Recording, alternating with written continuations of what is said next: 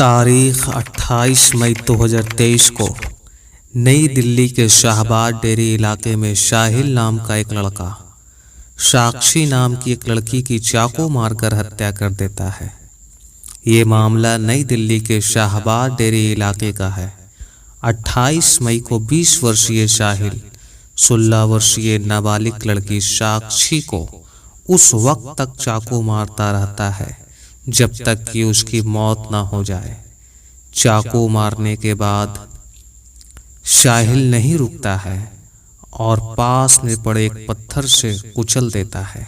हत्या को अंजाम देने के बाद साहिल सबसे पहले अपना फोन स्विच ऑफ करता है और रिठाला पहुंच जाता है।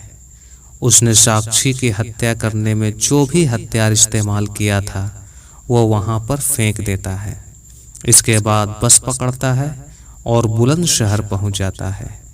बुलंदशहर जाने के दौरान साहिल पुलिस को चकमा देने के लिए 2 अलग अलग बसों का इस्तेमाल करता है। साक्षी की मौत की सूचना मिलते ही दिल्ली पुलिस हरकत में आ जाती है और मौके वारदात पर पहुंच जाती है। इसके बाद वहां पर लगे सभी सीसीटीवी फुटेज को खंगालती है। सीसीटीवी फुटेज खंगालने के बाद पुलिस साक्षी के परिवार को ये बताती है कि हत्यारे की पहचान साहिल के तौर पर कर ली गई है और उसे जल्द ही गिरफ्तार भी कर लिया जाएगा।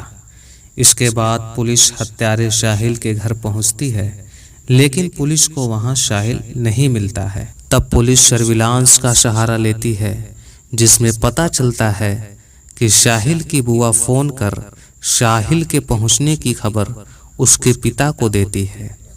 पुलिस इस रिकॉर्डिंग के जरिए ये पता लगा लेती है कि साहिल कहां है और दिल्ली पुलिस साहिल के पिता के साथ बुलंदशहर के पहासू थाना क्षेत्र के अटेरना गांव पहुंच जाती है और वहां से साहिल को गिरफ्तार कर लेती है।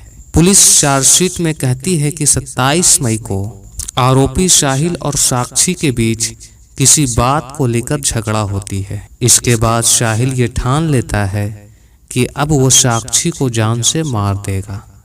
28 मई को जब साक्षी कम्युनिटी शौचालय की तरफ जा रही थी, तभी साहिल मौका का फायदा उठाकर साक्षी पर ताबड़तोड़ चाकू से हमला कर देता है और फिर पत्थरों से कुचल देता है।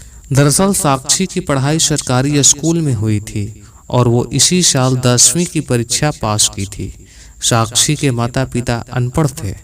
28 मई को साक्षी अपनी मां से ये बोलकर घर से बाहर निकलती है कि उसकी सहेली नीतू के बेटे के बर्थडे में जा रही है। वो अक्सर नीतू के घर जाया करती थी और वहां पर रुका भी करती थी। नीतू का पति जेल में है।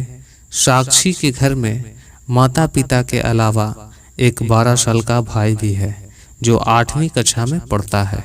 वहीं साक्षी की मां मीडिया को इंटरव्यू देते हुए ये बताती है कि साक्षी काम करना चाहती थी और 2 दिन उसने काम भी किया था। उसकी मां बताती है कि पित्तल, तांबा, स्टील कंपनी में काम करती थी। फिर साक्षी की मां ने उसे समझाया और कहा कि तुम काम करना छोड़ दो, जब तुम्हारी शादी हो जाएगी फिर तुम अपना देख लेना। अभी जब तक तुम मेरे पास हो तुम काम नहीं करोगी।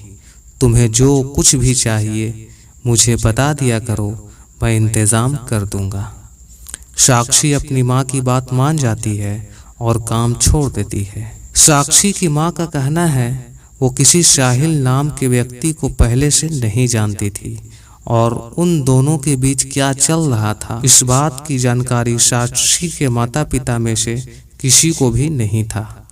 उधर साक्षी के पिता कहते हैं कि साहिल ने मेरी बेटी का बेरहमी से कत्ल किया है, इसलिए हत्यारे को फांसी की सजा होनी चाहिए। साक्षी के पिता रोते हुए कहते हैं कि मेरी बेटी बड़ा होकर वकील बनना चाहती थी, मगर उस दरिंदे साहिल ने उसका सपना चकनाचूर कर दिया। इस केस से जुड़े दिल्ली पुलिस के उपायुक्त सुमन नलवाने बताते हैं कि साहिल पेशे से मैकेनिक है, एसी और रेफ्रिजरेटर बनाता है। वहीं अगर हम इस केस की वर्तमान स्थिति की बात करें तो दिल्ली पुलिस के द्वारा 28 जून 2023 को 640 पेज की चार्जशीट रोहिणी कोर्ट में दाखिल की गई है। चार्जशीट के मुताबिक साहिल ने 20 से अधिक बार चाकू से ताबड़तोड़ वार कर और फिर पत्थर से कुचलकर हत्या कर देता है। साक्षी और साहिल दोनों एक दूसरे को पहले से जानते थे और 27 मई को दोनों के बीच शाम के वक्त किसी बात को लेकर झगड़ा हुआ था। चार्जशीट में सबूतों का भी जिक्र है जिसे कोर्ट को भेज दिया गया है। इसके अलावा चार्जशीट में आर्म्स एक्ट 354A और 509 आईपीसी और SC/ST एक्ट भी जोड़े गए हैं। पोस्टमार्टम रिपोर्ट आने के बाद ये पता चलता है कि पीड़िता के शरीर पर कुल 34 चोट के निशान थे और खोपड़ी फट चुकी थी। ये सच्ची घटना बताने का मेरा उद्देश्य सिर्फ यही है कि आप जहां भी रहे सावधान रहे और सुरक्षित रहे और साथ ही साथ अपनों का भी ख्याल रखें। जय हिंद।